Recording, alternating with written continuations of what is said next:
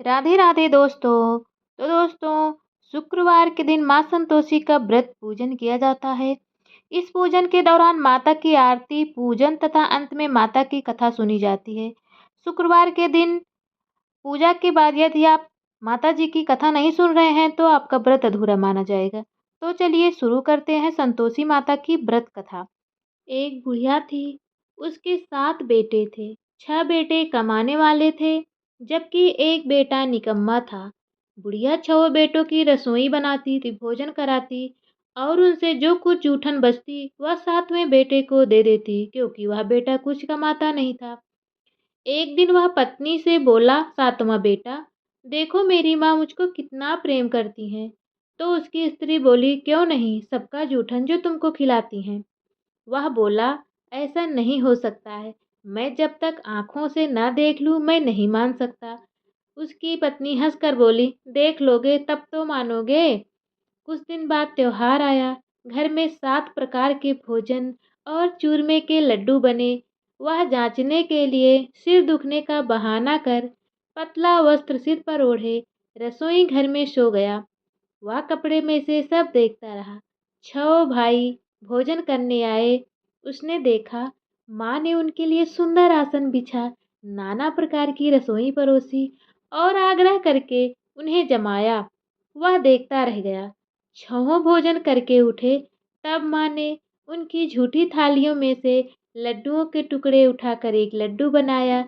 जूठन साफ कर बुढ़िया माँ ने उसे पुकारा, बेटा 6 भाई भोजन कर गए, अब तू ही बाकी है, उठ तू कब खाएगा। वह कहने लगा, माँ मुझे भोजन नहीं करना है, मैं अब परदेश जा रहा हूँ। माँ ने कहा, कल जाता हो तो आज चला जा। वह बोला, हाँ आज ही चला जा रहा हूँ। यह कह कर वह घर से निकल गया। वह परदेश जाने के लिए तैयार हो गया।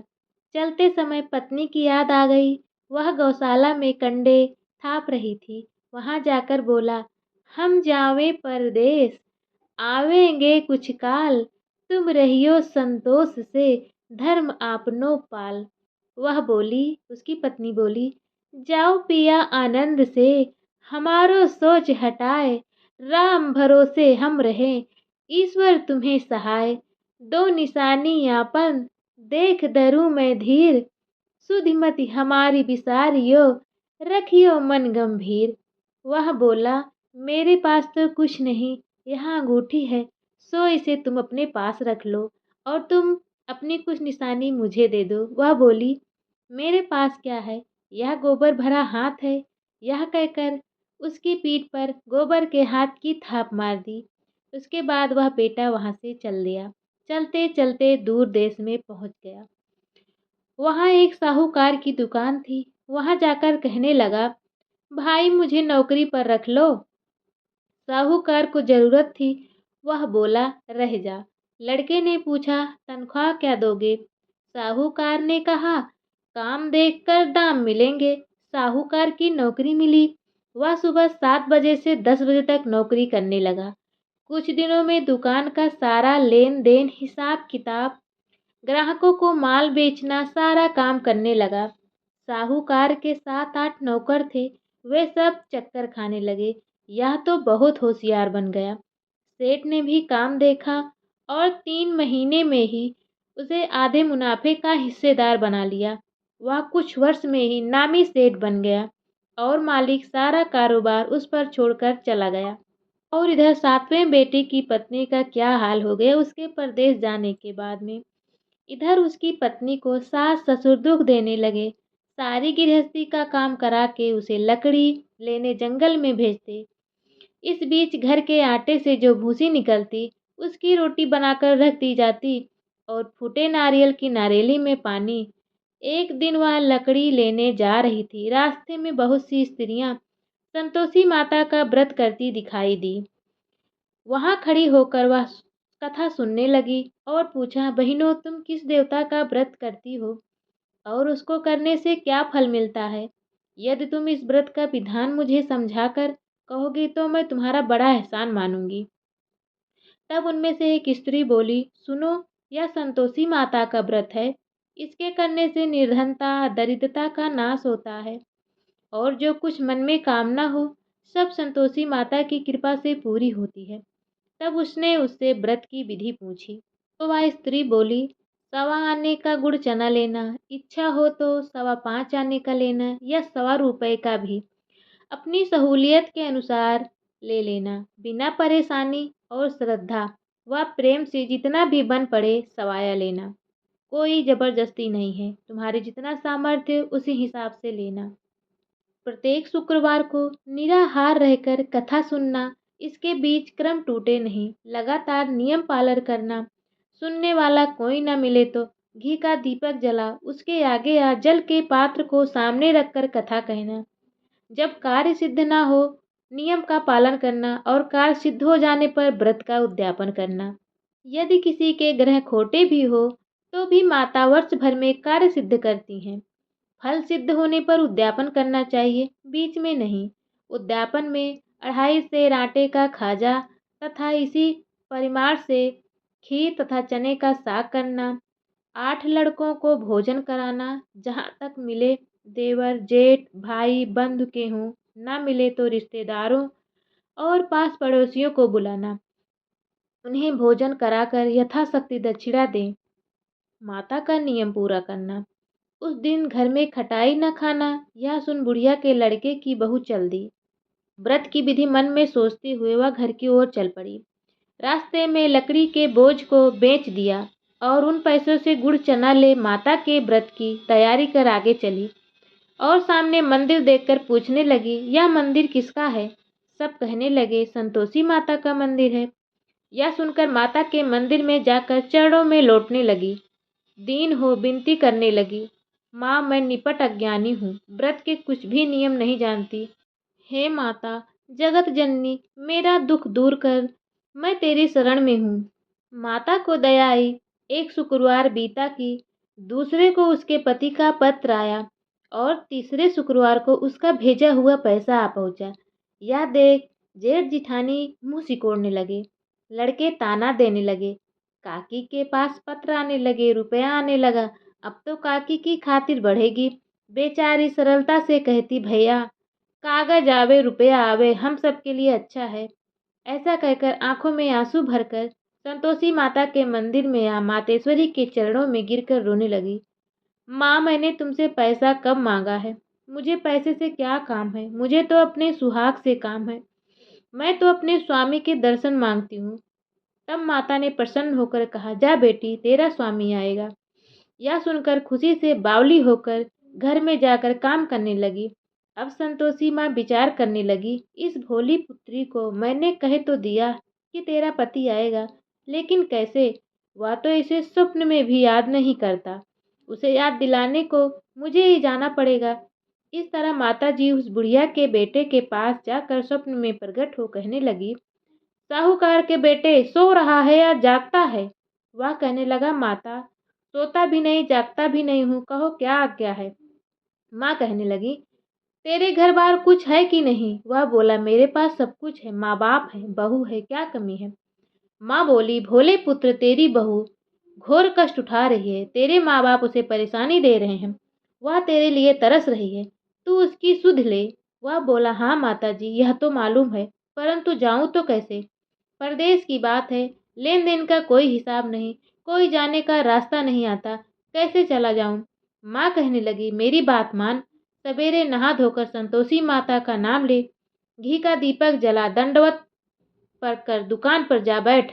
देखते देखते सारा लेन देन चुक जाएगा, जमा का बिल बिक जाएगा, सांझ होते होते धन का भारी ढेर लग जाएगा। अब बूढ़े की बात मानकर वह नहा धोकर संतोषी माता को दंडवत घी का दीपक जला दुकान पर जा बैठा।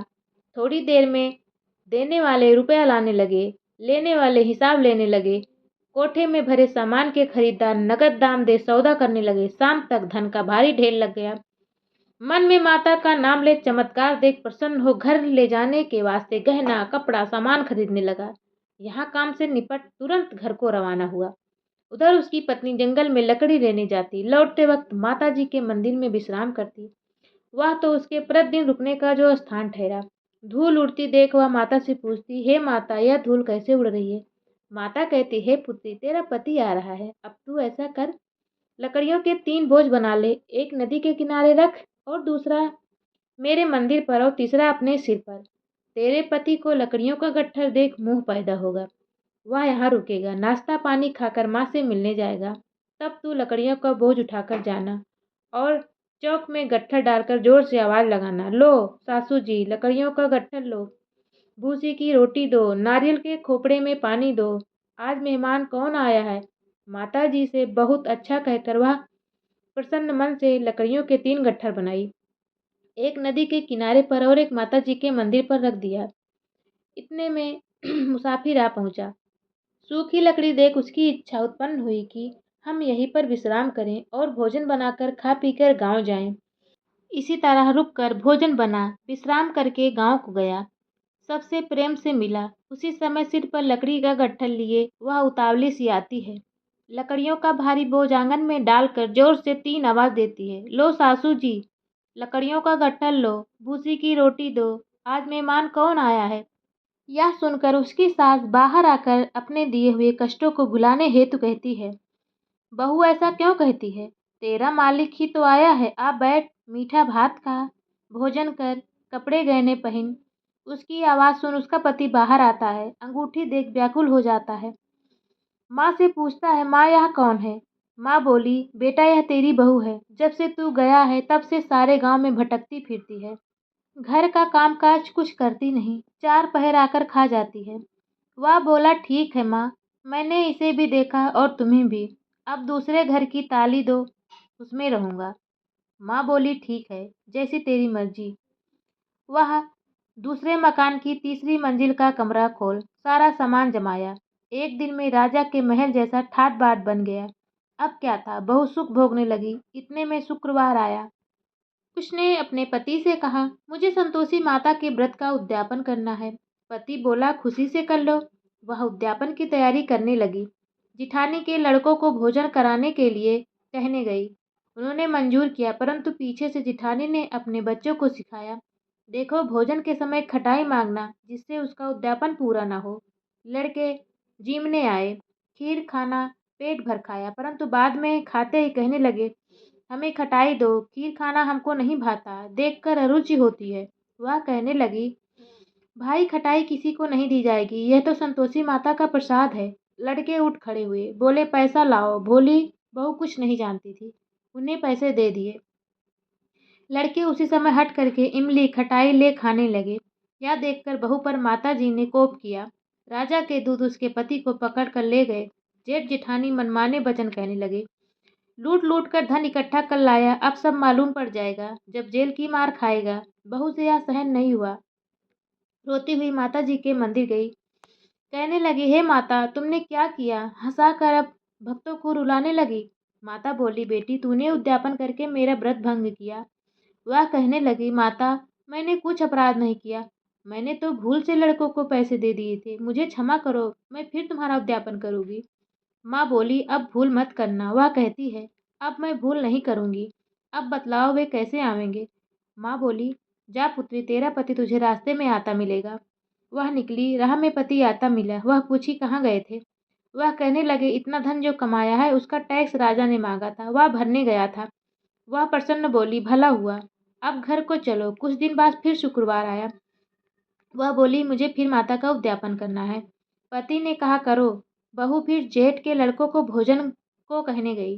जेठानी ने 1-2 बातें सुनाई और सब लड़कों को सिखाने लगी।